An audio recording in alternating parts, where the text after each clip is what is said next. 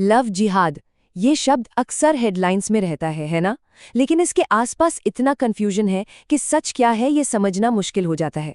तो चलिए आज हम सिर्फ ऑफिशियल सोर्सेज के आधार पर समझने की कोशिश करते हैं कि आखिर ये पूरा मामला है क्या।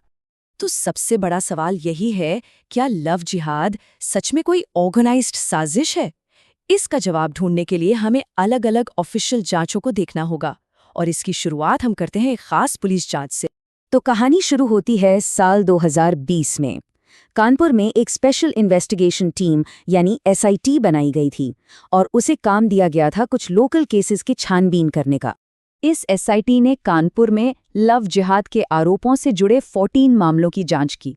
अब देखिए, ये जांच हमें एक बहुत ही माइक्रो लेवल की पिक्चर देती है, क्योंकि इसका फोकस सिर्फ इन 14 केसेस पर था। इससे हमें ये समझने में मदद मिलती है कि ज़मीनी हकीकत क्या थी। तो इतनी जांच पड़ताल के बाद इस SIT रिपोर्ट का सबसे बड़ा नतीजा क्या निकला? 0। जी हाँ, इन 14 मामलों में किसी भी तरह की ऑर्गेनाइज्ड साजिश का कोई सबूत नहीं मिला, एक भी नहीं। रिपोर्ट में और भी बातें साफ की गईं, जैसे कि इन मामलों के पीछे किसी भी तरह की कोई साजिश नहीं थी, न ही कोई विदेशी फंडिंग का सबूत मिला, और न ही ये सामने आया कि इसके पीछे कोई बड़ा संगठन काम कर रहा है। मतलब एक ऑर्गेनाइज्ड साजिश वाली थ्योरी को इस रिपोर्ट ने पूरी तरह से खारिज कर दिया। लेकिन रुकिए, कहानी इतनी सीधी साधी नहीं है, क्योंकि अगर साजिश नहीं थी तो कुछ और था जो जांच में सामने आया, और यहीं से मामला और भी पेचीदा हो जाता है। तो हुआ ये कि भले ही कोई बड़ी साजिश का सबूत नहीं मिला, लेकिन 14 में से 11 मामलों में पुलिस ने चार्जेस फाइल किए, और ये चार्जेस काफ़ी गंभीर थे, जैसे अपहरण, जिसमें 8 मामलों में लड़कियां नाबालिग थीं, शादी के लिए मजबूर करना, धोखाधड़ी, यहाँ तक कि जबरन धर्म परिवर्तन और शादी के भी दावे थे। तो इसका मतलब क्या हुआ? मतलब ये कि कोई बड़ा ऑर्गेनाइज्ड प्लॉट भले ना हो, लेकिन इंडिविजुअल लेवल पर सीरियस क्राइम जरूर हुए थे। तो ये तो थी एक लोकल जांच की कहानी। अब जरा फ्रेम को बड़ा करते हैं और देखते हैं कि राष्ट्रीय स्तर पर, यानी कि सेंट्रल गवर्नमेंट ने इस पर क्या एक्शन लिया। और यहीं पर हमें दो बिल्कुल अलग-अलग ऑफिशियल बातें देखने को मिलती हैं। एक तरफ 2020 की कानपुर SIT जांच है, जो कहती है कि कोई साजिश नहीं मिली, और दूसरी तरफ ठीक 2 साल बाद 2022 में देश का गृह मंत्रालय PFI नाम के एक संगठन को राष्ट्रीय सुरक्षा के लिए खतरा बताकर बैन कर देता है। अब सवाल ये उठता है कि ये दोनों बातें एक साथ सच कैसे हो सकती हैं? अच्छा, इससे पहले कि हम आगे बढ़ें, ये समझना जरूरी है कि ये गैर कानूनी संगठन या अनलॉफुल एसोसिएशन होता क्या है। देखिए, ये एक लीगल टर्म है। इसका सीधा मतलब है कि सरकार ने उस संगठन को देश की सुरक्षा और एकता के लिए एक बड़ा खतरा मान लिया है। ये कोई छोटा मोटा इल्जाम नहीं, ये एक बहुत ही गंभीर घोषणा होती है। तो सरकार ने PFI को बैन क्यों किया?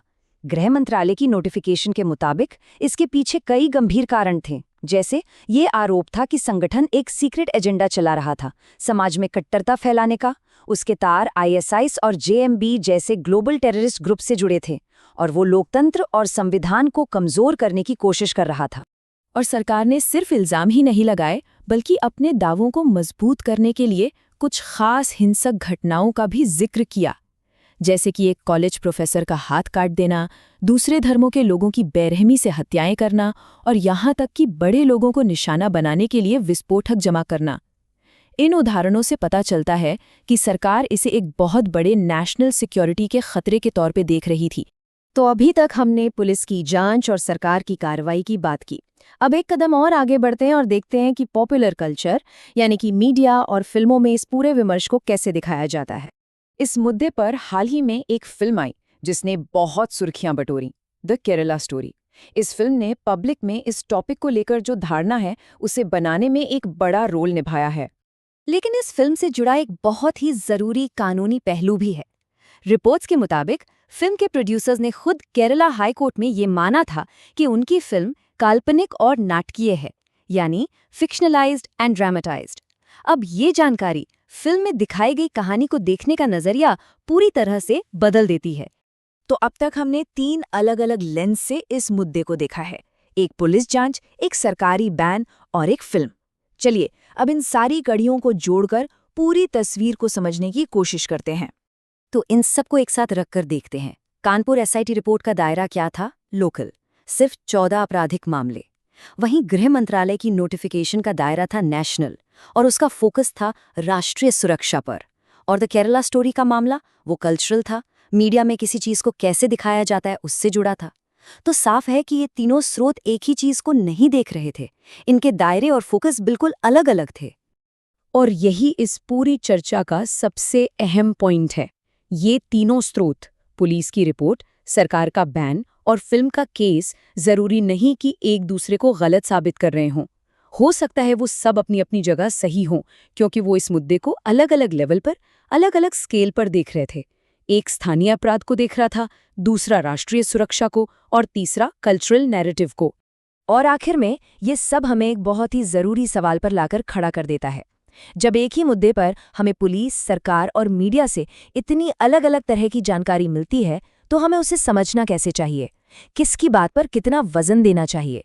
ये एक ऐसा सवाल है जिस पर सोचना बहुत जरूरी है।